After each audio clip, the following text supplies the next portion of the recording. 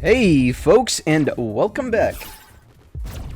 This is the third level in our mega run, and it is called the Clockzone. And this is one of the few levels that I managed to one-shot, actually. Overall, I got lucky with the drops, I believe, but also it isn't the most challenging level. As you can see, there is a power-up at the top. Max health, always a good power-up. Overall, the level is fairly easy, I believe. There are some tricky situations. The mini-boss can be a bit annoying, especially on standard runs.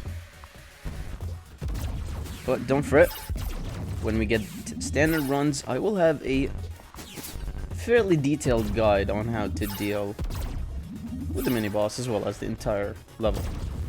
The final boss is also a bit challenging if you don't fully understand how to tackle them, and if you don't have the proper power-ups for it. So in here we see one of the two main new enemies to this area. The first one is this clock. Basically, they turn by... I guess they, they click, or they tick 1 hour every time, and they shoot 3 lightning bolts. One in the middle of the direction they're facing, one to the left of it, and one to the right of it, or clockwise and counterclockwise. Fairly predictable. The other enemy is the one that we've seen a couple of times already. It is glued to the ground. It's this one. It is glued to the ground. It cannot turn, actually, so if you can get behind it, it will have 0 threat to you. As you can see, there is a glory zone back there, as well as these wheels that just patrol the ceiling or the floor. As you can see, the clock can also have multiple patterns. It can shoot 5 bolts. It can sometimes move more than 1 hour, depending on the difficulty of the level as well. But again, they are predictable, they are squishy. I believe they almost always die to 1 charge shot. And here we see the mini-boss. I got hit by it. The trick so it doesn't take damage, you cannot kill it. The trick is not to move as fast as you can. It helps because as long as it's trying to catch up to you, it doesn't really shoot any gears. But as long as it's fairly close to you, it will shoot 3 gears. But really, the secret to this mini-boss is to just learn to live with it. You just need to be between the 2 gears and be patient. Obviously, if you are good at the game and you know the level layout, you can go a bit faster than I am right now and get hit less. But once you get to the gate, the boss will simply die by itself, and it will drop its power up. And in here, I was looking at all of these. They all seem pretty good. I decided to opt for the aux jack because I do charge quite a bit. And the aux jack gloves synergize very well with I forgot what the other gloves are, but there are gloves that make you charge twice. So right now we only reach maximum charge of 1, and we get that big blast. We can also have another one where the blast becomes yellow, and it does a bit of damage. They also synergize very well with, I believe, the aux jack helmet.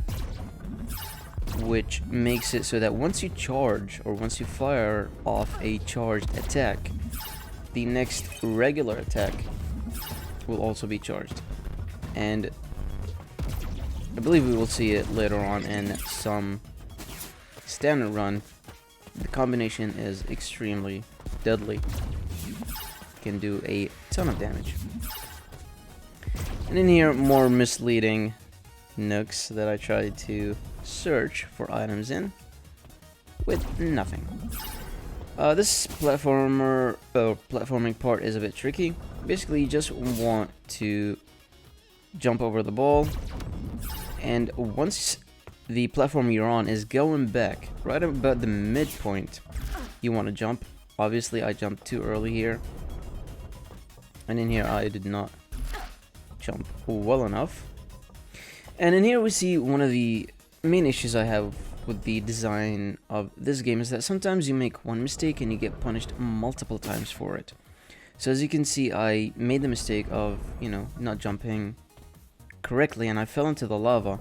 But once I respawned, I got hit by the ball right away. There is this one boss, I believe we already covered it in the Deep Verse level.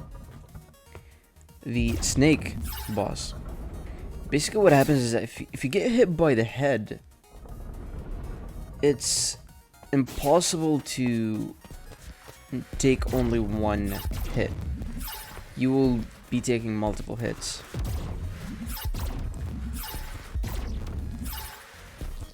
This is another relatively challenging platforming section. The idea remains the same, just be patient, wait for the clocks to turn, kill them when you get the chance.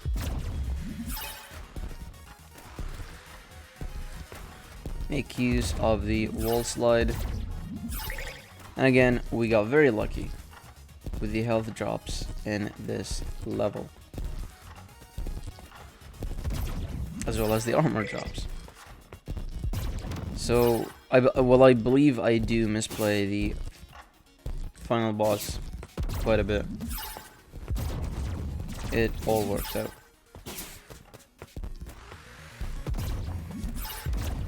And this is one trick that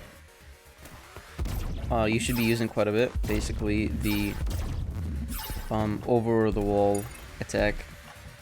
Basically, right if there's an enemy on the wall that you're trying to jump, just jump a little bit, attack the enemy on the edge, and keep going.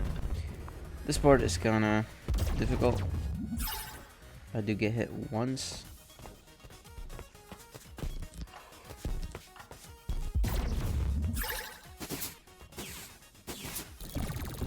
This is the boss. For it, we get some HP as well as some scrap. Here's the boss, Lethal Tempo. One of the more annoying bosses if you don't know what you're doing.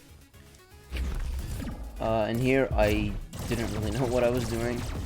What did help is that I had the power-up that if the charged attack hits projectile, then it vaporizes it. My recommendation for this boss is to go from the bottom up, because once they do this laser attack, it is much easier to jump down than up to avoid these attacks.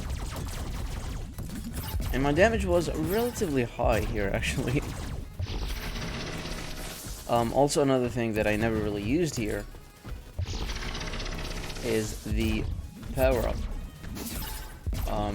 You can see my Y button is bound to the fireball power-up, and it makes the last one at the very top extremely easy. You basically stand under it and just fire off the power. By the end, I just kind of gave up. I knew I could power through the attacks, just took the damage and traded it back. And we get the power-up aiming gear, one of the more useless ones. Barely used it. It can shoot in a diagonal direction, as you can see here, but it's just not that useful. Anyway, this is it for this level. I will see you in the next video.